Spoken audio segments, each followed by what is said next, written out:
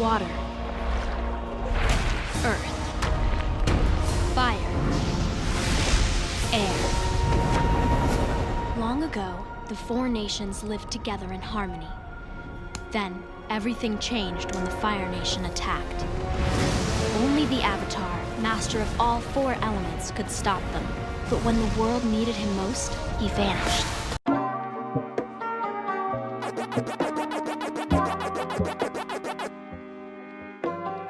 Hi.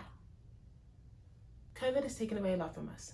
Our routine, our jobs, our livelihood, everything we stand for as a people, but it has also given us so much. For example, it has given us an excuse to binge watch 23 hours worth of content in one sitting. Not only does Avatar: The Last Airbender teach you about patience, forgiveness, honor, or redemption, and how to be a bad bitch, but it also made me a weird fucking kid. I used to walk around the 5th grade with my hands like this and kind of just jab people at their pressure points like I was Ty Lee. I used to glide my hands above the water in my pool as if I were a waterbender. I even bought a boomerang. Well, a frisbee, but it's the same thing, right? As a fan and a former chi blocking extraordinaire in training, I feel like I'm very qualified to rank the characters of the ACU, the Avatar Cinematic Universe. Oh. It is my right, nay, it is my privilege. I need to calm down. It's okay. Okay, so I'm using the website tiermaker.com and I'm just, I don't like these. Okay, so I've renamed my tiers. We've got Iroh, good, still good, kind of sucks, sucks a little more, sucks balls, and who. I don't even know where to begin, but just so you all know where we stand, leaves from the vine, falling so slowly. Let me ruin your day. The original voice actor of Uncle Iroh, he actually passed away during production of the show in like season 2. And do you want to know what the last episode he recorded was? It was the episode with the song that I'm singing from the Tales of Ijieh, where he paid tribute to his son. Okay, who's next? Aang. So even though he's the Avatar, and even though I know he was just a little kid, this boy used to stress me out before each battle. Sir, you cannot disappear every time you are in trouble. You do not have a good track record. I do not trust you to come back. In one of the episodes, Zuko rocks up, guns are blazing. Katara can only waterbend cups of water at this point, but she wins, because of the moon. Zuko takes a nap. Then it's the crack of dawn. He wakes up. He feels refreshed. He sweeps Katara off her feet in 2 seconds, and Aang is, homie is over there in the corner like.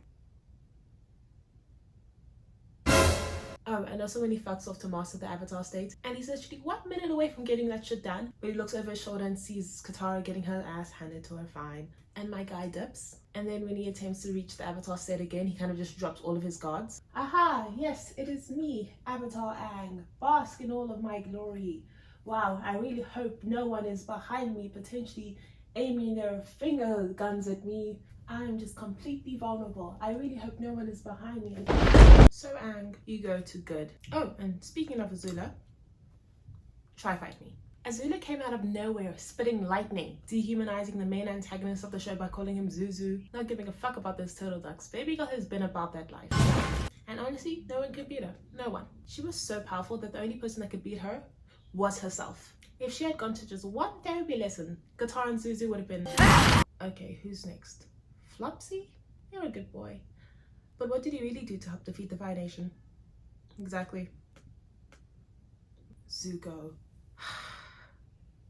This man really went through it. A character like Zuko is the clear example of being a product of your own environment. He was raised around so much hatred, so much so that it became a part of him.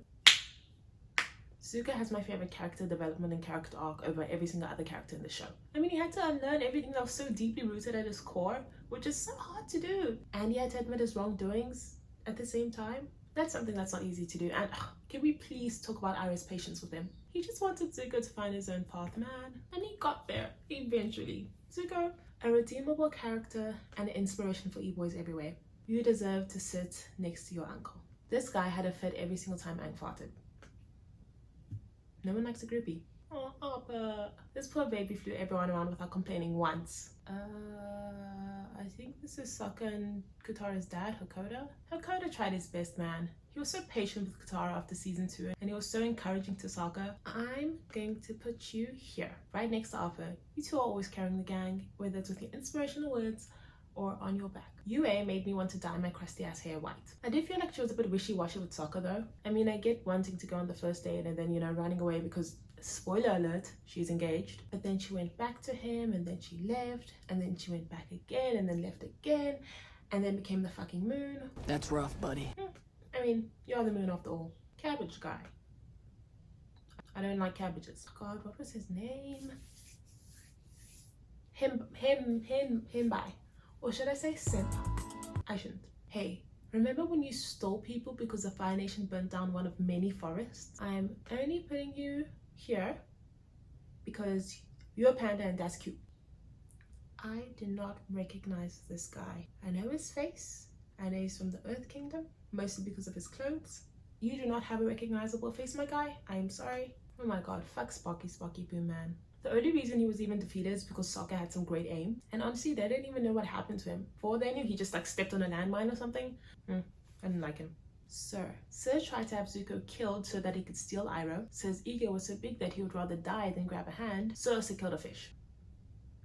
I was gonna hate on this bear's outfit and bad table manners, but I just remembered that he's like the only single specied animal on the show. And I guess I deserve some props, right? Fuck these guys. Wait, but then if this is Hakoda, then I do not remember you, but I know you are from the Water Tribe, and a friend of Hakoda's is a friend of mine. I don't like your mustache. Oh, Haki, your story was very short-lived, but you provided us with so much guidance. Jet tried to drown an entire village, but the Fire Nation also did kill his entire family. Oh, and remember when he was hypnotized by the Dai Li? That was weird, right? Honestly, if characters like Iroh and Zuko can be redeemable, then so can Jet. But he also made Katara cry, so. Oh, Jodie, that poor woman. Nah.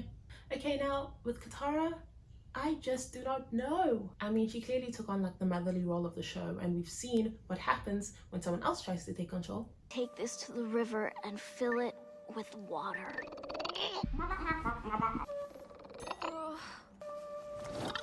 Oh, forget it.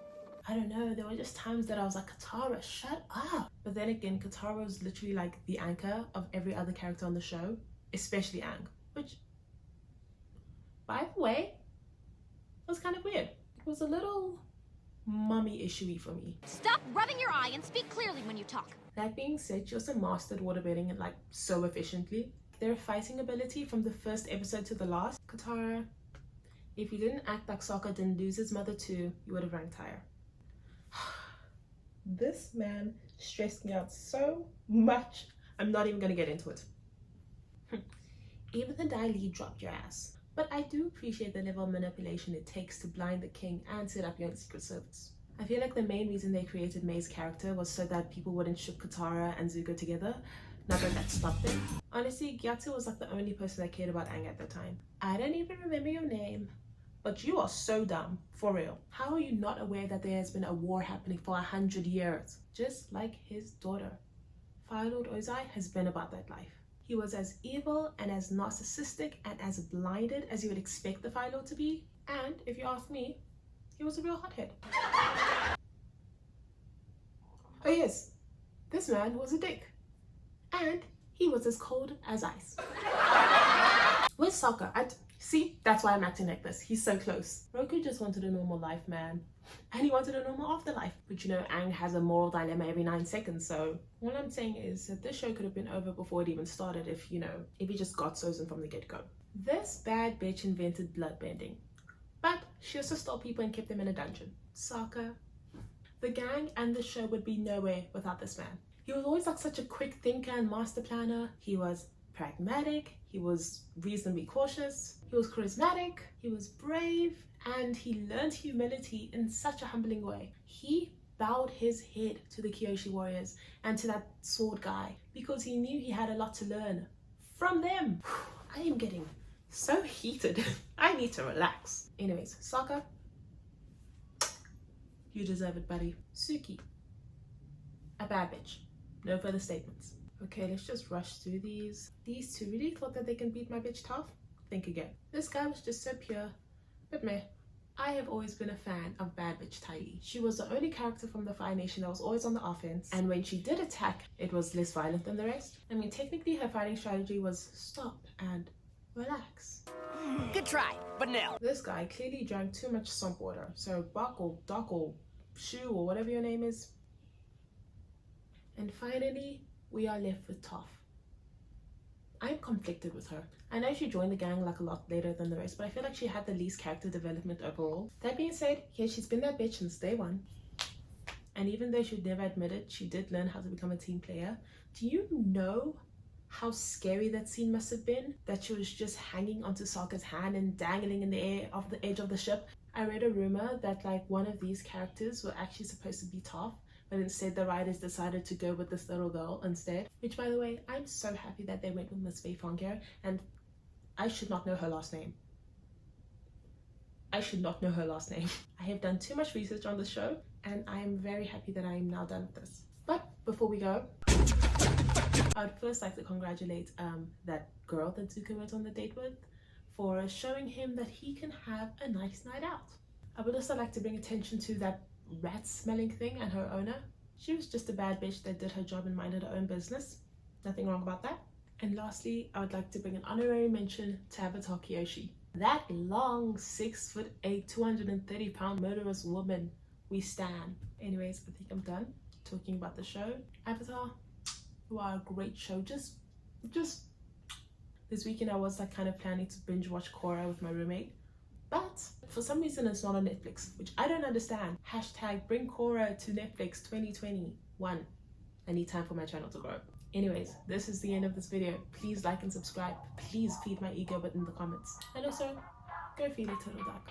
They deserve it. Bye.